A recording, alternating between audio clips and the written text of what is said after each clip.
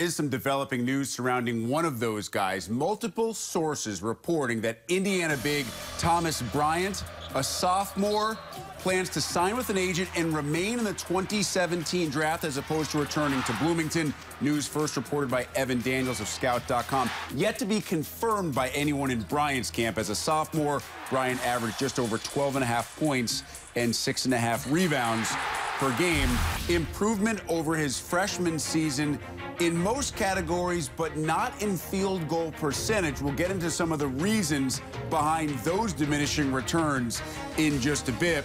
Shon, where does Thomas Bryant need to improve if, in fact, he does want to go into the NBA and have an impact early in his career? Well, Rick, I think a big part of his decision is going to be based upon how he performs in the combine, especially in terms of his lateral quickness. If there's one thing that you can really point out that I think Thomas Bryant needs to improve upon, he plays too straight up and down. And as a result, he has had a difficult time, Rick, really defending that high screener role, which, as we know, is a staple at any level of basketball, especially at the professional level. And then when he would go down on the block, because he played so straight up times, he was able to get moved off the block. So I think it's going to be really important if he does decide to stay in the draft, that not only in the drills, but in the 5-on-5 situations, that he shows that he has the ability to get down lower, bend at the hips, and move side to side, and run a little bit better up and down the floor. You don't question this guy's motor, but I have to believe that the GMs are going to be evaluating him, want to see how he's able to play on the perimeter and his ability to move laterally, as well as play lower in the post. So that's how Bryant may be affected at the next level. What about how Indiana could be affected next year should Bryant decide to move on? If Bryant decides to move on, the cupboard is far from bare in Bloomington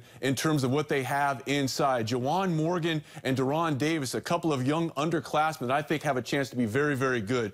Deron Davis is someone that I think has the ability, Rick, to be a dominant player, can score around the rim. And the thing I like about both of these players is that if they play with their back to the basket and you foul them, they will make you pay from the foul line. Both of these guys over 70% from the charity stripe.